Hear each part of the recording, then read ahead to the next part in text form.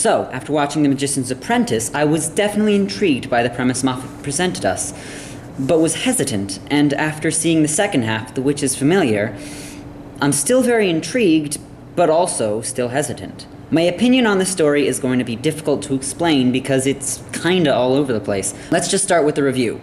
Wait, we still haven't replaced the titles? Ugh. Ugh.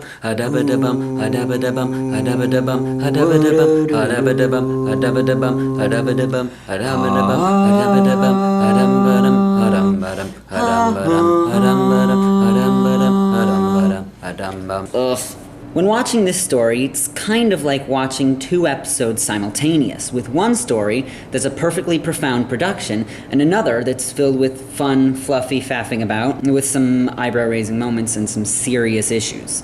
My overall opinion of the episode is dependent on how the two halves balance out. The episode starts with Clara hung upside down in the desert. If you can't tell, this is the B-plot for this story. The Master explains how she escaped in the previous season and at the end of the cliffhanger, which, this is the Master. He's never explained his escape before. He'd be in a collapsing galaxy with an angry mob at his throat, and then he'd just show up next season and be like, "Hey, I'm back!" She also explains that the Doctor always wins because he knows he will win, and he has the confidence to never give up, which I thought was a lovely little sequence. She then points out the confession dial and asks why he'd send it this time. Unfortunately, this kind of invalidates every "the Doctor's about to die" plot ever, and it's never really brought up again why he thought he was gonna die this time, so it just kind of amounts to nothing. After a series of hilarious scenes between Clara and the Master, they explain the life and death cycle of the Daleks, and I liked it. I mean, it was executed in a needlessly gross fashion, but the next time that I saw a Dalek on screen, I thought to myself, they know that despite their current living hell-like existence, that they're going to end up like that. Which I think adds a lot to the idea of them being these creatures that are always between a state of thinking that they are the purest race in the galaxy, and that pervading sense of self-loathing you get from the squid tanks of Skaro. But then we put Clara in the Dalek. They never really explained how her words were being translated through the Dalek case, and why it translated what she said into what a Dalek would say. She's already been a Dalek, and that time it put out her words word for word. It really doesn't make sense.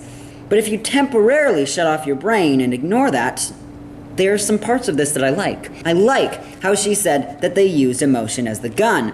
Then it takes a cheesy catchphrase and turns that into something that adds to the mythology of the Daleks. But unfortunately, the way that the scene worked out contradicted so much of what we know about the Daleks. Like that the blobs were actually just talking through a microphone, or what the inside of a Dalek travel machine looks like, or how they controlled it. And this was all nagging at the back of my neck.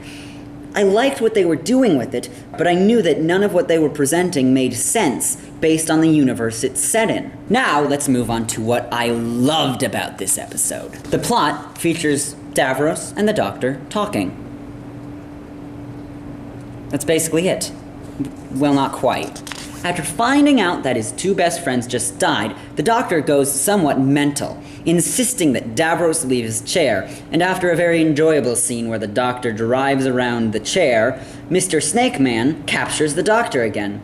They have many great discussions, but I don't have 40 minutes, so I will give you a comedic version with snarky gags sprinkled throughout. Doctor, you can't escape. Ferret! Why did you leave Gallifrey? I was bored. You sure? Yeah. Now that I have this confession dial, are you sure? Eyebrows signify the return of the Cartmel master plan. Check out my sweet tech, Doctor. What even is this thing?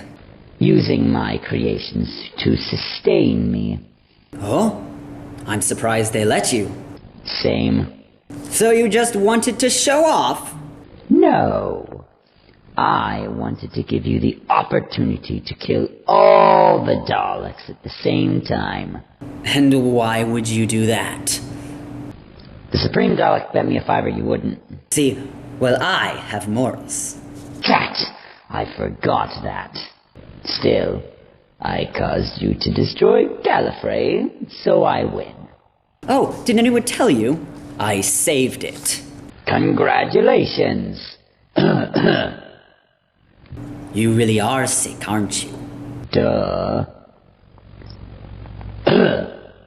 Well, you keep dying and then not dying, so it's a bit hard for me to believe. You're apparently not a good doctor. Look into my sad, sad eyes. I just want to see the sunrise. I can make this happen. Why would you help me? I'm not. I'm helping a little boy in a minefield. Now I'll say some profound and remorseful words, trying to make you forget I'm a crazy racist mass murderer. And it'll totally work because I'm a bit of a hopeless softie. We could start something new in this land if I wasn't dying. This is a fertile land, and we would thrive. We would rule over this land and call it, this land. I know. Oh no, I'm dying. Blah! No, wait! I got this regen energy. You know what you were saying about calling Skaro this land? Yes? I think we should call it your grave! Huh? No, what? Curse your sudden but inevitable betrayal! Mine is an evil laugh. We are now Dalek Time Lords. We will rule the galaxy. What? Your sewers are revolting. No, curse my idiocy. You did nothing to defeat me, but just let me do my own thing. Look how capable that makes me look. I know. Hi, Doctor. Where's Clara? Oh, the Dalek killed her. No, I didn't. Yes, you did. I am a Dalek. I am a Dalek. Join the dark side and we can rule the galaxy as friends. Mercy! Wait, what? Mercy! Oh, Rassilon's trousers. Open up. Doctor, help me. Somebody is in a lot of trouble. Bye. Let's go. Kay, Sonic sunglasses. Seriously? Yeah. Well, that's over. Wait, how did the Dalek know Mercy? I don't know. Be right back. Help! Okay. Why? Because when you grow up, you're going to kill trillions, but if I show you mercy, I might be able to not accidentally shoot my friend in the future, even though if I just leave you here, I'd save countless friends and never be in the circumstances to begin with. Also, Asylum of the Daleks would never have happened. Okay. Snarky comments aside, there was so much to like about this episode. During my second watch through, I noticed subtle details, like how Davros would change tactics continually to try and get the Doctor touch the wires. Now, some people have been comparing this episode to Boomtown, where the Doctor and a villain had many deep and thoughtful discussions about redemption and why bad people do bad things, but it was all made irrelevant because the whole time she was just biding time for an evil scheme. And I see their point, but that's not what's happening here. The Doctor and Davros' argument for years have often centered on the weakness or necessity that is compassion. Davros used the Doctor's compassion to defeat him, and because it restored him, and we all know that the sewage will end up as just a minor inconvenience for the Daleks, he won. In this instance, it was the mercy that the Doctor had that saved the Daleks. How's that for irony? Also, many people saying that the Doctor thinking mercy shouldn't be in Dalek vocabulary is a plot hole because of this scene from The Big Bang with River and a Dalek. Except that the Doctor never saw that moment. If Eleven had been in the room during the scene, he would have been all, wait, not now, honey. Wait. The Daleks shouldn't have a concept of mercy. How did you say that? All in all, this story was a standout, but I felt like it still had some issues. I feel like it got beyond a 34th draft, which is good for Moffat, but with a couple rewords, like an extra line or just a couple of tweaks, this could have really been something special. As it is a great episode that I highly recommend you see. I give it a 7.5 out of 10. Leaving the score for the total two-parter a 7.25 out of 10. Now I get to talk about how they worked as a whole. I'll be honest, as much fun as the previous episode was, it was incredibly disjointed. And I feel like it would have done the episode well to make it more relevant.